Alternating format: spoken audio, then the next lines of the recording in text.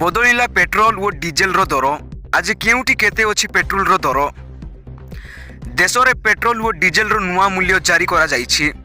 ପ୍ରମୁଖ ସହରଗୁଡ଼ିକରେ ପେଟ୍ରୋଲ ଓ ଡିଜେଲର ମୂଲ୍ୟ ପରିବର୍ତ୍ତନ ହୋଇଛି।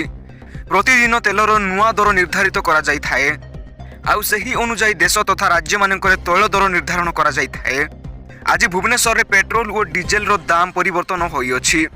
ନୂଆ ତେଲ ଦର ନିର୍ଦ୍ଧାରଣ କରିଛନ୍ତି ତୈଳ କମ୍ପାନୀ। ଶନିବାର ଭୁବନେଶ୍ୱର ସମେତ ଅନ୍ୟ ସ୍ଥାନମାନଙ୍କରେ ପେଟ୍ରୋଲ ମୂଲ୍ୟ ଓ ଡିଜେଲର ମୂଲ୍ୟ ନିର୍ଦ୍ଧାରଣ କରାଯାଇଅଛି। ଭୁବନେଶ୍ୱରରେ ପେଟ୍ରୋଲ ଓ ଡିଜେଲର ନୂଆ ଦର ଜାରି କରାଯାଇଅଛି।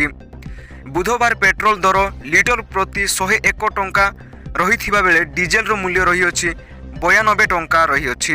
ଜୁନ୍ 10 ତାରିଖ ଅର୍ଥାତ୍ ଶୁକ୍ରବାର ଦିନ ଭୁବନେଶ୍ୱରରେ ପେଟ୍ରୋଲର ଦର 101 ଟଙ୍କା ଓ ଡିଜେଲର ଦର 92 ଟଙ୍କା ଥିଲା। ଗତକାଲି ଅପେକ୍ଷା ଆଜି ତେଲ ଦରରେ କୌଣସି ପରିବର୍ତ୍ତନ ହୋଇନି। ରାଜଧାନୀ ଦିଲ୍ଲୀରେ ପେଟ୍ରୋଲର ମୂଲ୍ୟ ଲିଟର ପ୍ରତି 94 ଟଙ୍କା ରହିଥିବା ବେଳେ ଡିଜେଲର ମୂଲ୍ୟ 90 ଟଙ୍କା ରହିଅଛି। ଦିଲ୍ଲୀରେ ପେଟ୍ରୋଲ ଓ ଡିଜେଲର ଦର ସମାନ ରହିଅଛି। ଏଥିରେ କୌଣସି ପରିବର୍ତ୍ତନ ହୋଇନାହିଁ। ଅନ୍ୟ ସହରଗୁଡ଼ିକରେ ପ୍ରାୟତଃ ଦାମରେ କୌଣସି ପରିବର୍ତ୍ତନ ହୋଇନାହିଁ। ମୁମ୍ବାଇରେ ପେଟ୍ରୋଲର ଦାମ 103 ଟଙ୍କା ରହିଥିବା ବେଳେ ଡିଜେଲର ଦାମ ହୋଇଛି 90 ଟଙ୍କା। ଦୀର୍ଘ ଦିନ ହେଲା ମୁମ୍ବାଇରେ ତେଲ ଦର ସମାନ ରହିଅଛି। କୋଲକାତାରେ ବୁଧବାର ପେଟ୍ରୋଲ ଓ ଡିଜେଲର ଦର କୌଣସି ପରିବର୍ତ୍ତନ ହୋଇନାହିଁ।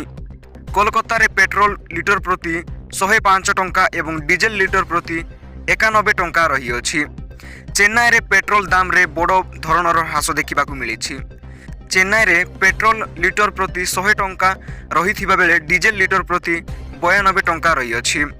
ଅନ୍ୟତମ ପ୍ରମୁଖ ସହର ବେଙ୍ଗାଲୁରୁରେ ଆଜି ପେଟ୍ରୋଲର ଦର 102 ଟଙ୍କା ଓ ଡିଜେଲର ଲିଟର ପ୍ରତି 88 ଟଙ୍କା ରହିଅଛି। ପେଟ୍ରୋଲ ଏବଂ ଡିଜେଲର ଦାମ ଆପଣ SMS ମାଧ୍ୟମରେ ମଧ୍ୟ ଜାଣିପାରିବେ। ଇଣ୍ଡିଆନ ଅଏଲ ୱେବସାଇଟ୍ ଅନୁଯାୟୀ ଆପଣଙ୍କୁ ଏବଂ ନିଜ ସହରର କୋଡ୍ ଲେଖି 9224992249 ନମ୍ବରକୁ ପଠାଇବାକୁ ହେବ। ପ୍ରତି ସହରର କୋଡ୍ ଅଲଗା ଅଲଗା ରହିଥାଏ, ଯାହା ଆପଣଙ୍କୁ ICOL ୱେବସାଇଟ୍ରୁ ମିଳିଯିବ। ପ୍ରତ୍ୟେକ ଦିନ ସକାଳ 6ଟାରେ ପେଟ୍ରୋଲ ଏବଂ ଡିଜେଲ ଦାମରେ ପରିବର୍ତ୍ତନ ହୋଇଥାଏ। ପେଟ୍ରୋଲ ଏବଂ ଡିଜେଲ ମୂଲ୍ୟ ପ୍ରତିଦିନ ବଦଳିଥାଏ।